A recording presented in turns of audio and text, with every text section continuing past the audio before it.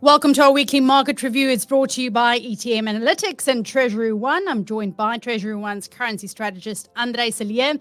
And it's the week we've been waiting for so long. The pendulum will finally start to swing in the interest rate cycle, both in the US as well in South Africa, as both the respective central banks will make their latest decisions known. Of course, they're not the only central banks this week with some announcements. We see the Bank of England. They're also going to come out, likely to remain unchanged. We'll look for their forward sentiment. But the other one is the Bank of Japan, also making their latest rate decision known.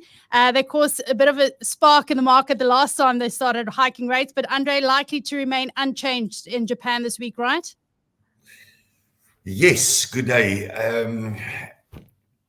More of the same in terms of discussion. We look at graphs, but Mr. Powell said the time has come, and the time is now here. It's in the week. So we can show you a couple of graphs, and we can show you that, the Japanese are well behind the curve. Their inflation is around 2.9%, and their interest rates is not even at 0.5%, so they're well behind the curve.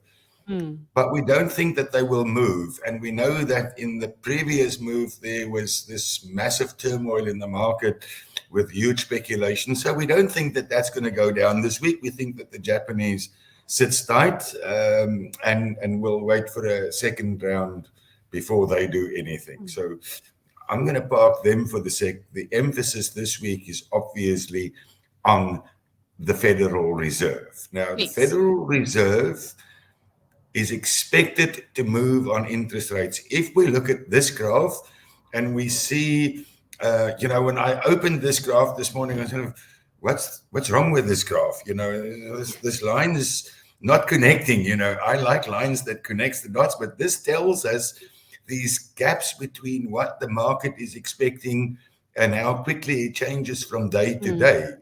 So if we just go back to the 12, then we look at an expectancy of around 25 basis points, which by this morning had jumped to over 40 basis points. So the market is basically discounting for us at the moment a closer to 50 basis point cut. And we've looked at the graphs last week, and we've discussed it quite intensively on, jobless claims and job creation and unemployment and all these things. So no point in speculating. The week is here. It's Wednesday evening. We'll know what the Fed is doing. I'm still leaning towards the 25 basis point cut.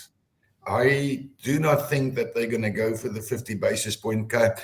I'm still in that camp where they say we will remain market dependent, data dependent, and I still think that they won't give up the fight against inflation that easily.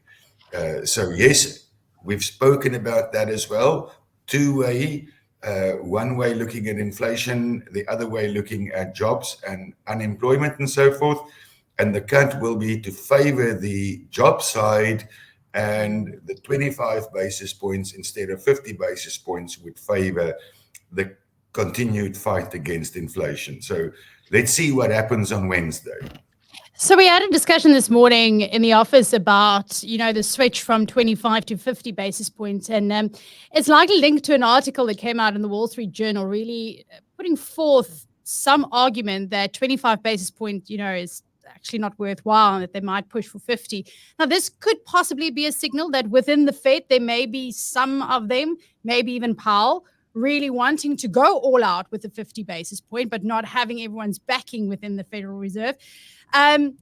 It's still 50 basis points to me, and this is where I agree with you. I think they're going to stick with 25 because 50 is dangerous in the sense that it could signal that there's some panic maybe in the Federal Reserve, that they're slightly behind the curve of engineering the soft landing that they've been speaking about for 2 years. So 50 basis point does seem like a stretch. And I think you're right. I think they're going to play it safer at 25 basis points, but they're going to have to incorporate a 50 basis point cut at some point in the next couple of months. The thing is, either way, whether they go with 25 or 50, someone's going to be disappointed come Wednesday. And that could cause some volatility, obviously, the market, and that's something that we will keep an eye out for. Obviously, for us in South Africa, the SARB is also making its decision on Thursday, and it will come after the latest CPI figures, which will be released on Wednesday. It's August, with consensus pegging at 4.5%, which is right at that sweet spot where Kganyago wants the inflation. And it's really just supporting the argument for them that they can finally start moving and look at that 25 basis point cut. Well, certainly our inflation warrants a change in interest rates. The fight was well fought. We're down to 4.6%. I expected to come in a little bit lower again and most probably sink in below the 4.5%. But if we look at this graph that's in front of us, this makes for quite interesting reading. We can see the white line is us. And that white line, you can see that those little step ups in interest rates was lagging some of the other emerging markets. They increased faster and quicker than we did.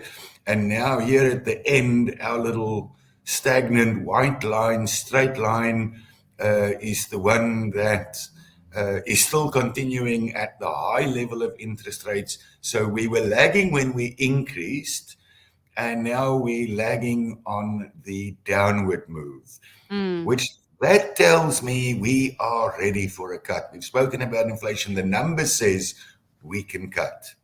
Now, 25 basis points or 50 basis points, that same discussion comes in. I think Mr. Kganyago, there's a lot of economists that's criticized the South African Reserve Bank, who says interest rates must be 3 and 4% lower so that they can support growth, etc. Mr. Kganyago doesn't feel a thing for them. He's on midpoint inflation and the fight of inflation and keeping and saving up on the value of the money for South Africans. That's his fight. He's going to stick to that. So I think 25 basis points. The only thing that would move them to a 50 basis point cut, and we'll have more clarity on that on Wednesday night, is what the Fed is doing. If they move 50 basis points, then we're going to move 50 basis points. So Mr. Kganyago, I think he's got penciled in 25, same as me. He can erase it for in case. But he did it in pencil. He can erase it and quickly stick in there 50 basis points if the Americans come and cut 50 basis points. So an interesting week, really, really important week. And we've discussed this before we started this broadcast now. We'll update you on Friday morning. We don't know where we are, whether we're in our offices or whether we've got our heads in the sand or whatever, but nonetheless, we will update you on Friday morning, whether it's in our jeans and tackies or where we're on the beach. I don't know. We'll update you. We'll give you an update on Friday and explain the volatility or the expected volatility and speak about the changes. How's the rand going to handle the volatility, Andre? It stays in its range. There's no breakout of this range. The only possibility of a breakout is absolutely surprises, big surprises on the changes. And I don't think that's going to happen. So we stick to our range, 1750, 1850, with a possibility rather to the downside. And if I say the downside, not downside in value, downside in numbers, is my expectation. So and if it breaches the 1750, I think it will be short-lived and come back within that range of 1750, 1850 very quickly. Well, let's see how the currency will handle it. It is a big week. Like we said, we've been waiting for this week for quite some time. So it's going to be interesting to see how it plays out. But we will definitely catch up with you again on Friday morning. Just to recap, how Kganyago, Bank of Japan, who knows? might be a bag full of surprises for all that we know. But Andre, thank you very much. And then we will chat again on Friday. Thank you. Enjoy your week.